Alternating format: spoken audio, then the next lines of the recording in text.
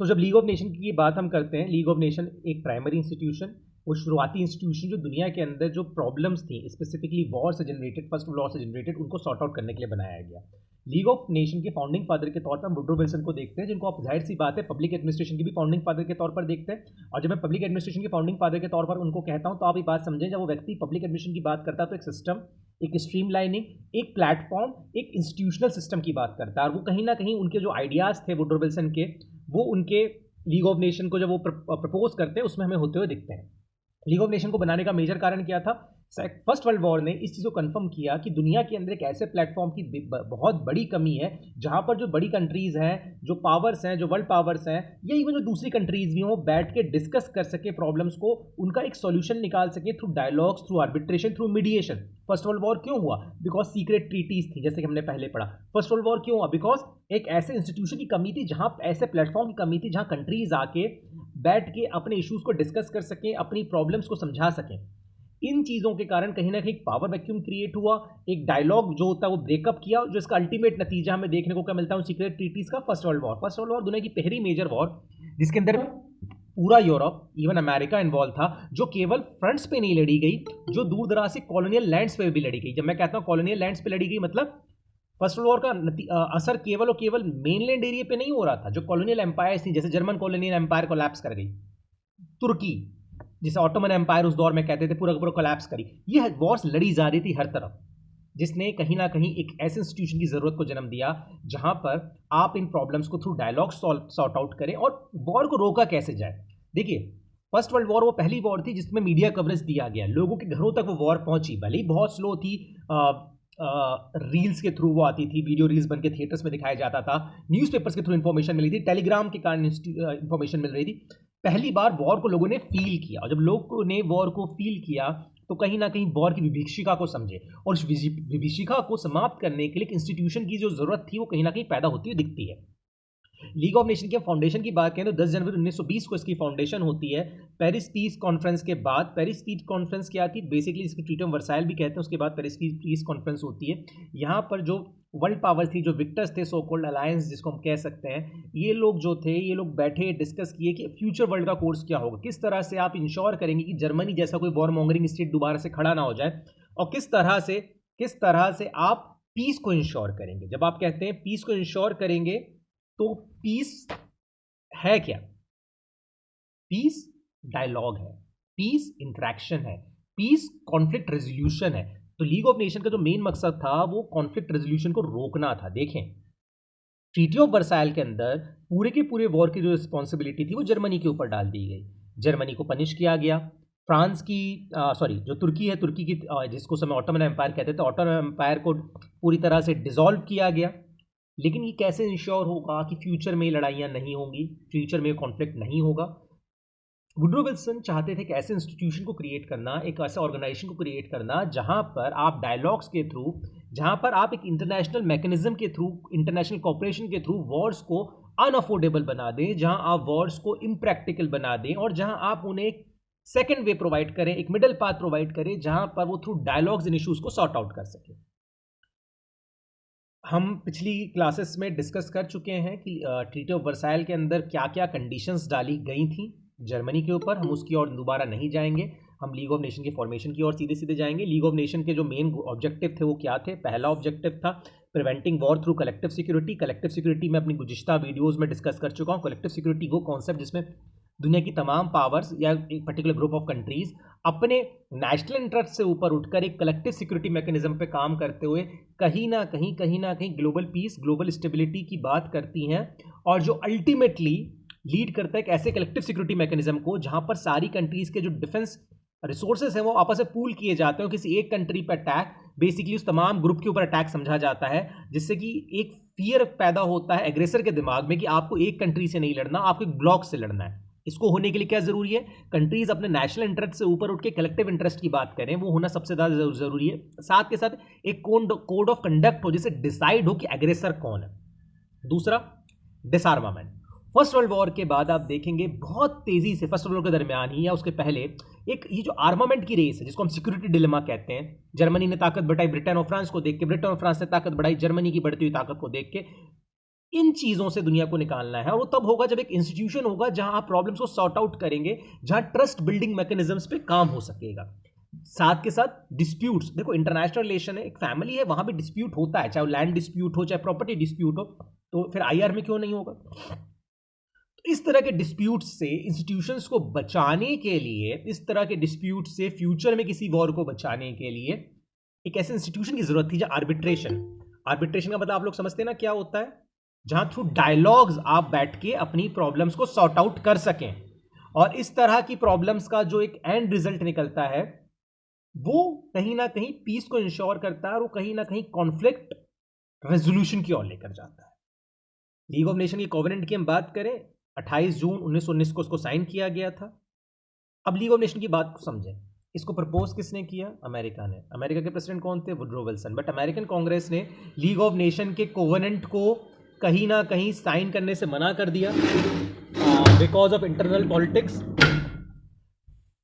अब यही सबसे बड़ा वीकनिंग पॉइंट भी था शुरुआती, कि अमेरिका ने उसको कभी साइन ही नहीं किया, और जब जो सबसे पावरफुल कंट्री है वो साइन नहीं करती है, वो कंट्री जो पीछे पुशिंग फैक्टर था वो साइन नहीं करती है, तो उस कहीं ना कहीं उस इंस्टीट्यूशन की वर्केबिलिटी नेगेटिवली इंपैक्ट करती ही करती है। लीग ऑफ नेशन के स्ट्रक्चर को अगर आप समझें तो ये कहाँ से निकल कर आता है। देखिए, इमैनुअल कांट ने अपनी जो किताब है परपेचुअल पीस 1795 में उसमें एक बात कही थी कम्युनिटी ऑफ नेशन की, पीसफुल कम्युनिटी ऑफ नेशन की, जिसको बार बार कहते थे कि एक ऐसे इंस्टीट्यूशन की जरूरत है जहां पे दुनिया के तमाम रैशनल कंट्रीज आपस में बैठ के अपने प्रॉब्लम को सॉर्ट आउट करें।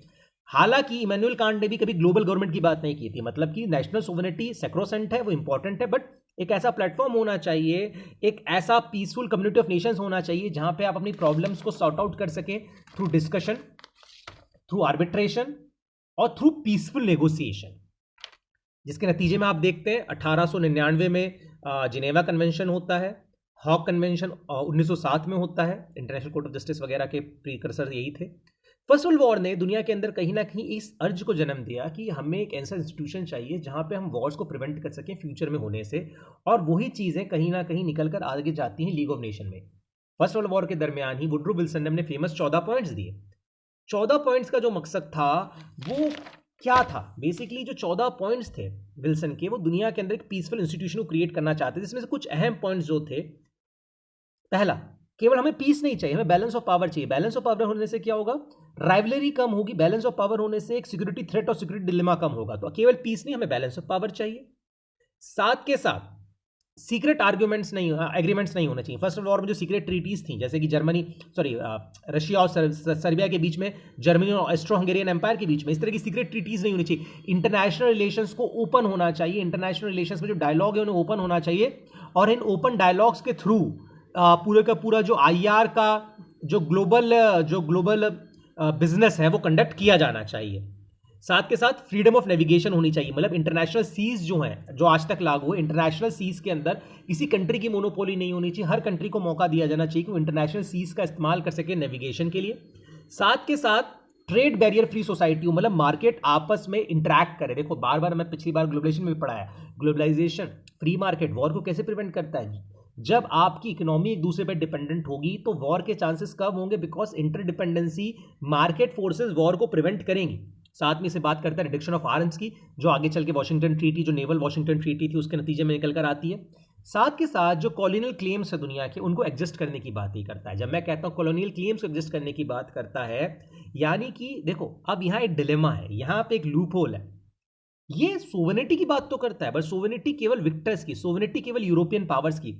ये कहीं ना कहीं थर्ड वर्ल्ड कंट्रीज और कॉलोनियल कंट्रीज के लोगों के सेल्फ डिटर्मिनेशन को भूल जाता है। ह्यूमन राइट्स हैं, बट किनका, केवल उन कंट्रीज का जो कॉलोनियल पावर है, जो ऑलरेडी पावर स्ट्रक्चर में है, जो या यूरोपियन है, जिसका रंग थोड़ा व्हाइट है, ब्लैक्स, एशियंस माइनस जापान को आप कहीं ना कहीं उस डिस्कशन, उस आर्बिट्रेशन के स्ट्रक्चर से बाहर रखते हैं। आप उनको अभी भी एज ए कॉलोनी ट्रीट करने में फोकस करते हैं। आपका फोकस कॉलोनाइजेशन को खत्म करना नहीं है, आपका फोकस क्या रहा है, आपका फोकस ये इंश्योर करना है कि कॉलोनियल पावर्स के बीच में स्ट्रगल ना हो। साथ के साथ ये बात करता है एक ऐसे इश्यूज को क्रिएट करने की, एक ऐसे इंस्टीट्यूशन को क्रिएट करने की जिसके थ्रू इंडिपेंडेंस गारंटीड हो। एक ऐसे इंस्टीट्यूशन की बात करता है जिसके थ्रू इंडिपेंडेंस गारंटीड हो छोटी कंट्रीज की, जो पावरफुल इनफ नहीं है, जो मिलिट्री माइट को अफोर्ड नहीं कर सकती हैं। लेकिन इसमें इंडिया शामिल नहीं है। इसमें कॉलोनियल कंट्रीज शामिल नहीं है, इसमें शामिल कौन है? यूरोप की छोटी कंट्रीज, लैटिन अमेरिका की वो कंट्रीज जो पहले इंडिपेंडेंस हासिल कर चुकी हैं या जो कहीं ना कहीं यूरोपियन एंसेस्ट्री रखती हैं। तो हाँ, आप सिक्योरिटी गारंटी दे रहे हो स्मॉल कंट्रीज को, बट इसमें आप कॉलोनीज को, डिपेंडेंसीज को और प्रोटेक्टरेट्स को नेगेट कर रहे हो। मतलब आप बेसिकली हमको तो स्लेव ही रखना चाहते हो। अब जब ये लीग ऑफ नेशन की बात होती है तो लीग ऑफ नेशन का जो कोवेनेंट है, मैंने कहा था देखो कोई भी आयोग कब बनता है? जब उसका एक कोवेनेंट हो, उसका एक चार्टर हो, चार्टर से डिस्कशन शुरू होता है, किसी भी चार्टर के थ्रू ही उस ऑर्गेनाइजेशन के फंक्शन शुरू होते हैं और चार्टर के थ्रू ही एक ऑर्गेनाइजेशन की वर्केबिलिटी को एक्सेस किया जाता है। जाहिर सी बात है। तो लीग ऑफ नेशन की अगर हम कोवेनेंट की बात करें तो लीग ऑफ नेशन का कोवेनेंट मैंने आप जैसे पहले डिस्कस किया, उसका एम क्या था? सीक्रेट ट्रीटीज से बचाना, आर्बिट्रेशन को इंश्योर करना, ग्लोबल पीस को सिक्योर करना, कलेक्टिव सिक्योरिटी को सिक्योर करना और रोग नेशंस जो इंटरनेशनल ऑर्डर को कहीं ना कहीं अनस्टेबल करने की कोशिश करते हैं उनको पनिश करना या उनको नकेल कस के रखना। सही बात है। अब बात करते हैं स्ट्रक्चर की। तो भैया क्रिएशन, सबसे पहली बात क्या होगा? लीग ऑफ नेशन के कोवेनेंट में उसके स्ट्रक्चर की बात की गई, तो अब इसके स्ट्रक्चर को समझे। सबसे पहला एक जनरल असेंबली होगी, इसमें तमाम मेंबर्स होंगे जहां डिस्कशंस किया जाएगा। फिर एग्जीक्यूटिव काउंसिल होगी। सर बिग फोर कौन कौन थे बताएं मुझे, बिग फोर उस जमाने के? देखिए अब यहाँ एक डिलेमा आ जाता है। आप एक तरफ तो कह रहे हैं कि हमें एक ऐसा इंस्टीट्यूशन चाहिए जहां पर आप डिस्कस करें, डायलॉग करें, पर इस डायलॉग में आप अगेन वही P5 वाला जो कॉन्सेप्ट है यूएन का वो लेकर आ जाते हैं, जिन्हें कहता है एग्जीक्यूटिव काउंसिल, जिनके पास वीटो राइट था। और इनमें शामिल कौन थे? France, UK, Italy, Japan. अब समझे उस जमाने की पावर में इटली बिकॉज विक्टर्स जो थे उनका एक इंपॉर्टेंट अलाय था, इसलिए जापान ने रशिया को हराया था 1905 की वॉर में, इसलिए सोवियत यूनियन को शामिल इसलिए नहीं किया गया था बिकॉज वो कम्युनिस्ट था, अमेरिका शामिल हुआ नहीं था। तो लीग ऑफ नेशन की जो पहली कमजोरी वो साबित करती है कि जो दुनिया की दो बड़ी ताकतें उभरती हुई थी उस जमाने में, जो कॉलोनाइजेशन के नॉर्म को चेंज कर रही थी, एक तरफ कैपिटलिज्म को लीड करता हुआ अमेरिका, दूसरी तरफ सोशलिज्म को लीड करता हुआ यूएसएसआर, वो इसके मेंबर नहीं बने। आपने P4 में किसको बिठाया? आपने एग्जीक्यूटिव काउंसिल में किसको बिठाया? फ्रांस को, जो कॉलोनियल पावर था, ब्रिटेन जो कॉलोनियल पावर था, इटली जो कॉलोनियल पावर बनना चाहता था, जापान जो एशिया की कॉलोनियल पावर बनना चाहता था, ये एक राइजिंग पावर थी। तो ये खुला तजाद, एक डिलेमा तो इसमें आपको वहीं देखने को मिल जाता है। अब शर्तें क्या थी मेंबर्स के ऊपर? पहली बात, जितने मेंबर स्टेट से उनसे उम्मीद ये की जाती है कि की गई थी कि वो किसी भी मेंबर स्टेट के ऊपर ना एग्रेशन करेंगे और ना उनकी टेरिटोरियल सोवरेनिटी को डिसरिस्पेक्ट करेंगे। साथ के साथ इनसे उम्मीद की गई थी कि तमाम मेंबर स्टेट्स की टेरिटोरियल सोवरेनिटी का रिस्पेक्ट करते हुए जो प्रॉब्लम्स हैं उन्हें थ्रू डायलॉग और आर्बिट्रेशन सॉर्ट आउट करेंगे, साथ में खुद को डिसआर्म करेंगे लोएस्ट लेवल तक, और साथ के साथ अगर कोई प्रॉब्लम आती है बिटवीन दीज कंट्रीज तो इनको जो इस्टेब्लिश मैकेनिज्म है इंटरनेशनल कोर्ट ऑफ जस्टिस जो इन लोगों ने इस्टेब्लिश किया था, कोर्ट ऑफ जस्टिस, उसके थ्रू सॉर्ट आउट करेंगे थ्रू जुडिशियल आर्बिट्रेशन। ईसी जो है, ईसी से उम्मीद की गई थी कि वो एक परमानेंट कोर्ट ऑफ जस्टिस को इस्टेब्लिश करेगा।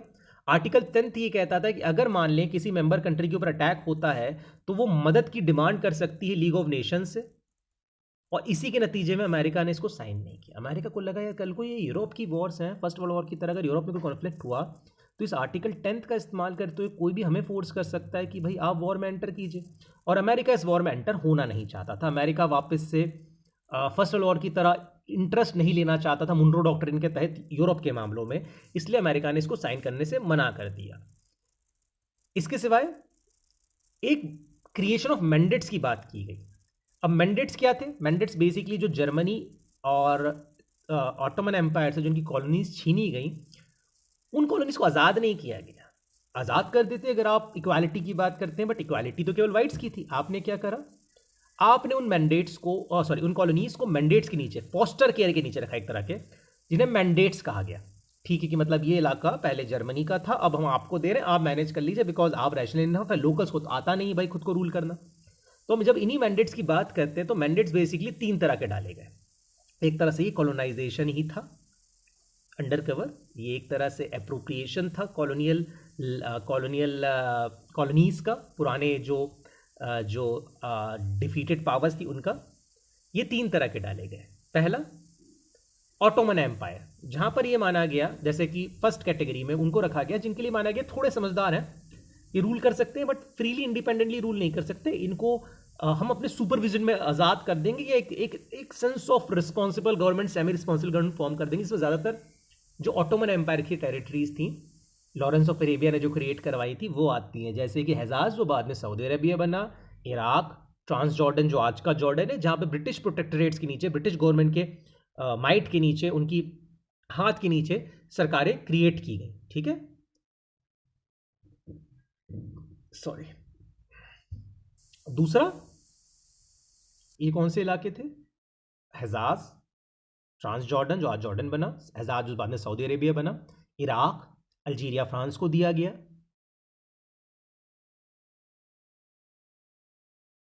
तो आप एक तरह से न्यू कॉलोनाइजेशन को या एक तरह के हिडन कॉलोनाइजेशन को जन्म दे रहे थे इसके थ्रू।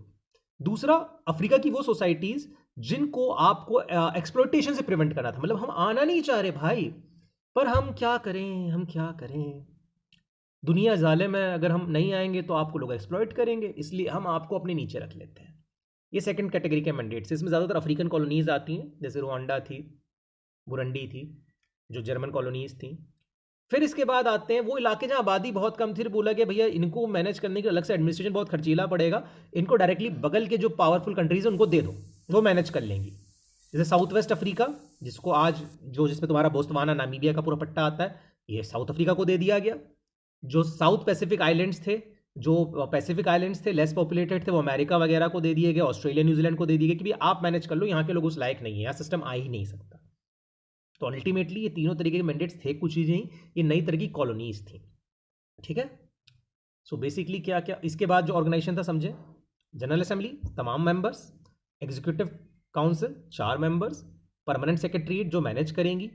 इसके सिवाय 2 इंपॉर्टेंट ऑर्गेनाइजेशन इसमें थे, पहला permanent court of international justice, दूसरा इंटरनेशनल लेबर ऑर्गेनाइजेशन। ठीक है, साथ के साथ जनरल असेंबली में किसी भी फैसले को एक्सेप्ट करने के लिए ये बड़ा इंपॉर्टेंट डाला गया था कि तभी कोई फैसला लागू हो सकता है जब 100% मेंबर्स, चाहे वो परमानेंट काउंसिल के हों, चाहे एग्जीक्यूटिव काउंसिल के हों, चाहे जनरल असेंबली के हों, जब वो उसको यूनानिमसली एक्सेप्ट करें, जो कि इम्पॉसिबल होता था, इसलिए हमेशा डेडलॉक्स बने रहते थे। क्यों? अब इसमें क्लॉज आता है, भाई मेजोरिटी वोट कर देते, बट मेजोरिटी वोट से आता है कि भैया माइनॉरिटी व्यूज नहीं आ रहे, पर जब आप मेजोरिटी वोट्स की जगह यूनानिमस वोट ले आते हो, तो भैया यूनानिमसली तो कोई फैसला हो ही नहीं सकता, कोई ना कोई कंट्री तो हमेशा उस एग्रेसर के साथ खड़ी रहेगी, और अल्टीमेटली उसी ने लीग ऑफ नेशन को बड़ा वीक किया। जनरल असेंबली का क्या काम होता था? जनरल असेंबली का क्या काम होता था? जनरल असेंबली का काम होता था नए मेंबर्स को शामिल करने के लिए वोटिंग करना, बजट को अलाउड करना, सवाल पूछना परमानेंट एग्जीक्यूटिव काउंसिल से, और जजेस को अपॉइंट करना international court of permanent justice के अंदर। इसी के अंदर 4 मेंबर थे, जिन्हें बाद में बढ़ा के 9 किया गया। जर्मनी को उसमें शामिल किया गया 5th मेंबर के तौर पे 1926 में। बाद में सोवियत यूनियन को भी लाया गया, वो छोड़ के चला गया।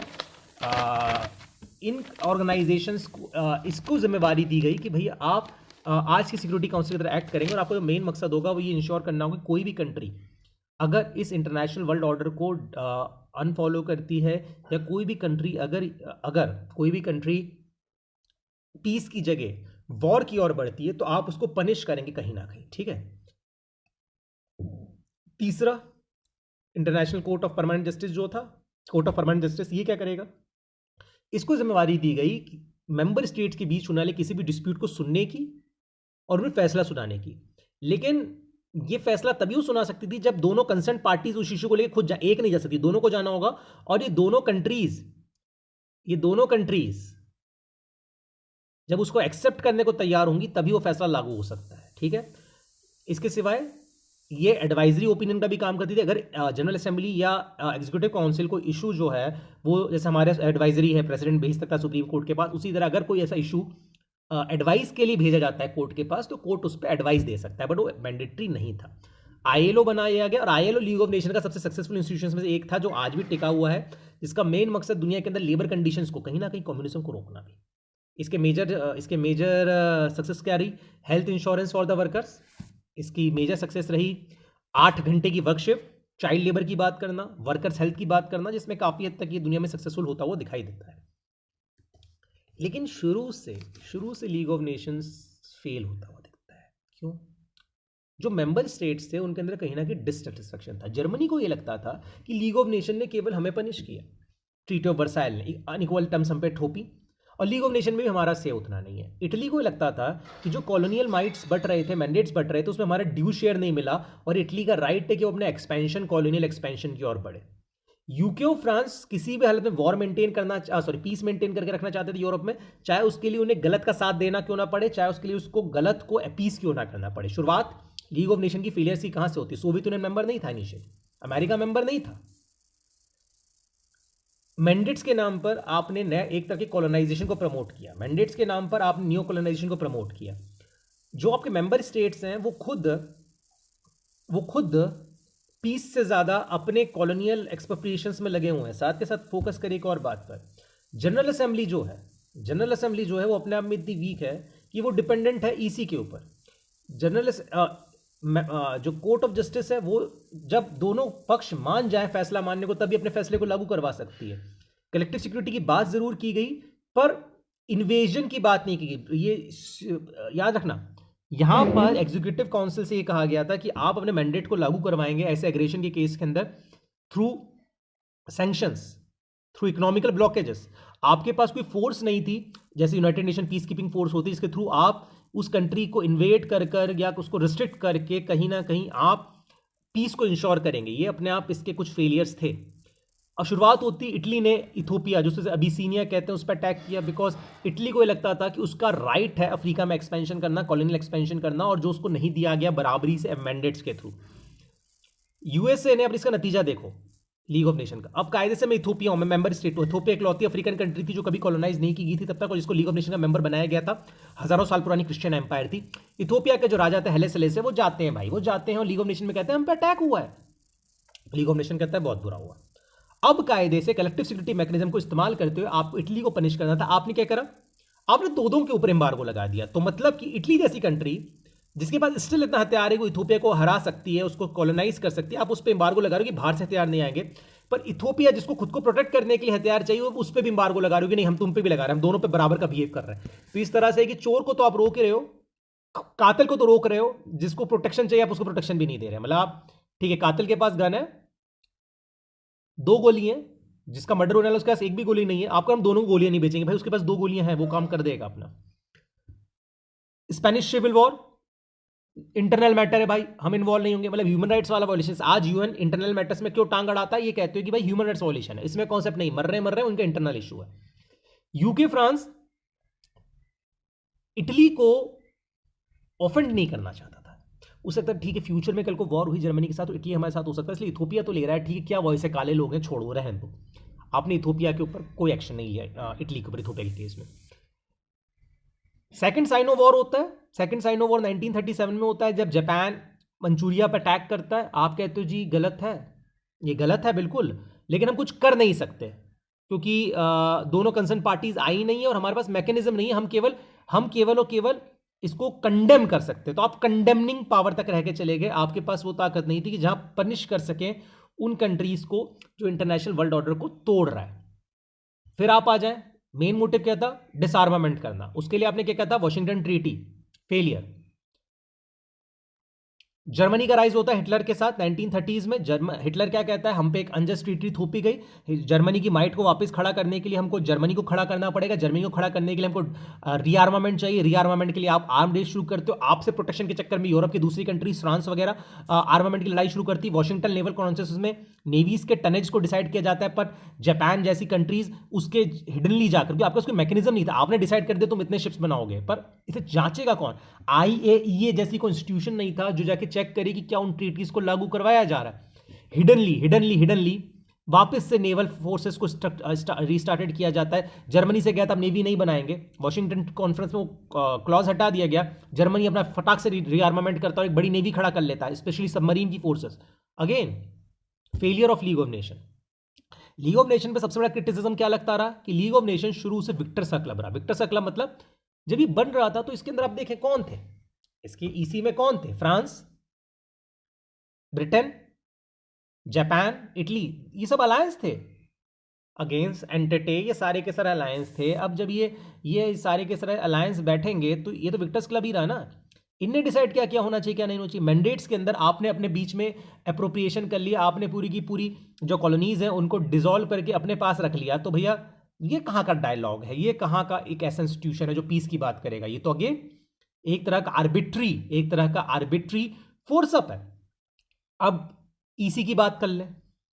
ईसी के साथ दिक्कत ये था कि भैया ईसी का कोई भी फैसला तभी लागू हो सकता था जब सारी की सारी कंट्रीज यूनानिमसली इस पे वोट करें, जो इम्पॉसिबल था। फॉर एन एग्जांपल, जब इटली ने अटैक किया, फ्रांस और यूके नहीं चाहता था कि इटली गुस्सा हो, ठीक है?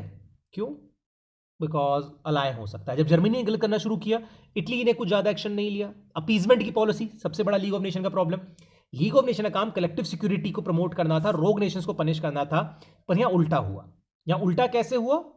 लीग ऑफ नेशन बजाय पनिश करने के अपीजमेंट में आ गया। अपीजमेंट से मेरा क्या मतलब है, समझ रहे हो ना? जब जर्मनी ने अटैक किया, जर्मनी जब आंशलुस किया ऑस्ट्रिया को, जो लीग ऑफ नेशन जो ट्रीटी ऑफ वर्साइल की एक अहम कंडीशन थी कि कभी भी मर्जर या इनका मतलब एकीकरण नहीं होगा इटली का, जर्मनी का और ऑस्ट्रिया का, लेकिन आंशलुस होता है। फ्रांस और ब्रिटेन कहते हैं अरे ठीक है ना यार, पीस चाहिए, हिटलर बाबू खुश हो जाओ। चेकोस्लोवाकिया में सडेटन लैंड लेता है, अरे ठीक है, जर्मन से ना ले रहा है, कोई दिक्कत नहीं। जब पूरे चेकोस्लोवाकिया में कब्जा करता है, अरे चल ठीक है, कोई नहीं, पीस तो है ना, चलता है। जब पोलैंड पर अटैक करता है, तब आपकी सीक्रेट ट्रीटी एक्टिवेट होती है, जो हमने पोलैंड को सिक्योरिटी की गारंटी दी थी, तब आप आते हैं। लेकिन इनिशियली आप रोकने नहीं आते, बिकॉज आपको लगता है ठीक है, थोड़ा गुस्सा है, नन्ना मुन्ना है, जर्मनी खुश कर दो, बेचारे को बुरा लगा, फर्स्ट वर्ल्ड वॉर के बाद ले लेने दो, कोई दिक्कत नहीं, पीस चाहिए। इस पॉलिसी ऑफ अपीजमेंट ने कहीं ना कहीं लीग ऑफ नेशन को डुबाया। ग्लोबल रिप्रेजेंटेशन नहीं था, यूएसएस नहीं था, यूएसएसआर नहीं था, हालांकि उसने बाद में ज्वाइन किया। जर्मनी को इनवाइट नहीं किया गया तो उसने बाद में ज्वाइन किया, बाद में छोड़ भी दिया। यूएसएसआर ने भी सेम किया। जापान 1933 में चला गया, क्यों 33? अब देखो, जब मैं मेंबर ही हूं तो मुझे पनिश कैसे करोगे? मैं चला गया और मैं जाके चाइना के अंदर अपने एडवेंचर्स करने लगता हूं, मुझ पर कोई एक्शन नहीं होता। तो जब 1933 में मैंने मंचूरिया पे इन्वेजन किया, मुझे कंडेम किया गया, मैं छोड़ के चला गया। आपने क्या एक्शन लिया? आपने कंडेमिनेशन किया, बस निंदा मंत्री। अब निंदा के बाद आप क्या करेंगे? कुछ नहीं हो सकता। इटली ने 1937 पे जब इन्वेजन किया, उसके बाद वो छोड़ के चला जाता है। आप कहते हो इटली गलत किया, हम तो उस पर सैंक्शंस लगा रहे हैं, बट इसके आगे एक्शन नहीं लेंगे। हम इथोपिया की सोवरेनिटी को खा रहे हैं, लेकिन हम कुछ नहीं करेंगे, बिकॉज हमें वॉर में नहीं जाना, हम सैंक्शंस लगा रहे हैं। स्पेन 1939 में अपने सिविल वॉर के बाद चला जाता है, आप उस पर कोई एक्शन नहीं लेते हैं। 1933 में जब हिटलर पावर में आता है, तो लीग ऑफ नेशन को छोड़ देता है। तो आप देखें, जो बड़ी ताकतें हैं, Soviet union, Germany, Italy, Japan, ये किसी समय मेंबर बने फिर छोड़ के चलेगा। एक मैकेनिज्म नहीं था जो इंश्योर करे कि जो कंट्रीज छोड़कर जा रही है, आप इन पे प्रेशर कैसे बिल्डअप करेंगे। ये इसके फेलियर्स के बहुत बड़े कारणों में से एक बनता है। अब इसके फोकस पे आ जाइए। कलेक्टिव सिक्योरिटी इसका मेजर फोकस था। अब कलेक्टिव सिक्योरिटी तो तभी आ सकती है ना, जब फ्रीली नेशंस किसी पे अटैक करता है अगर कोई कंट्री, और आप एक कलेक्टिव सिक्योरिटी मैकेनिज्म में काम कर रहे हैं, तो आप इंश्योर करें अपने मेंबर स्टेट की सिक्योरिटी को। बट ऐसा क्या लीग ऑफ नेशन कर पाया? शायद नहीं। एग्जाम्पल, क्योंकि हर मेंबर कंट्री की जो ईसी के मेंबर थे, उनके खुद के वेस्टेड इंटरेस्ट थे। यूके और फ्रांस किसी भी कीमत में वर्ल्ड में पीस रखना चाहते थे, चाहे उसके लिए उन्हें रोग नेशंस को कहीं ना कहीं अपीस क्यों ना करने पड़े। एग्जाम्पल क्या है? Appeasement of Italy, appeasement of Germany, Austria के केस में, चेकोस्लोवाकिया के केस में, इटली के साथ अबिसीनिया के केस में, जापान के साथ मंचूरिया के केस में। आप अपीज कर रहे हैं रोग नेशंस को, ताकि आप कॉन्फ्लिक्ट से खुद को बचा सकें। अल्टीमेटली क्या होता है? इसी के नतीजे में रोग नेशंस को लगता है कि लीग ऑफ नेशन के पास कोई ताकत है नहीं, और एक पूरा का पूरा जो कलेक्टिव सिक्योरिटी का मैकेनिज्म की जो बातें थी, जो डायलॉग्स थी, वो फेल होते हुए हमें दिखती है। कहीं ना कहीं लीग ऑफ नेशन अपनी कमजोर मेंबर स्टेट्स की इंटरेस्ट को सेफगार्ड करने में फेल साबित होता है। जैसे इटली ने जब इथोपिया पर अटैक किया, अबिसीनिया पर अटैक किया, फ्रांस और यूके रिलेक्टेंट थे एक्शन लेने को, बिकॉज दे वर लाइक एक जो एग्जीक्यूटिव काउंसिल का मेंबर उसके खिलाफ एक्शन कैसे ले, और इसके खिलाफ एक्शन लेंगे कल को अगर ये जर्मनी के साथ चला गया तो प्रॉब्लम होगी। तो ठीक है, इथोपिया ले लो, पर तुम जर्मनी से दूर रहो। सिमिलरली जब चेकोस्लोवाकिया पे अटैक होता है, ऑस्ट्रिया का अंशलुस होता है, अपीजमेंट के चक्कर में फ्रांस और ब्रिटेन जर्मनी के खिलाफ एक्शन लेने से मना कर देते, because they just want piece, भले वो कंडीशनल पीस आगे चल के वॉर की ओर क्यों ना लेके जाए। तो बेसिकली ये जो कॉवेनेंट थे लीग ऑफ नेशन के, ये कहीं से कहीं तक भी लागू नहीं हो रहे थे। जिन कंट्रीज को ईसीज को लागू करने को कहा गया था, वो अपने वेस्टेड इंटरेस्ट के लिए, फ्रांस और ब्रिटेन क्या चाहते थे? यूरोप में पीस बना रहे, इटली अपनी ताकत बढ़ाना चाहता था। इस तरह के जो इश्यूज थे, जो वेस्टेड इंटरेस्ट थे, अपीजमेंट की पॉलिसीज थी, इन्हें कहीं ना कहीं इनको वीक किया। दूसरा, खुद हुई आर्म फोर्सेस नहीं थी।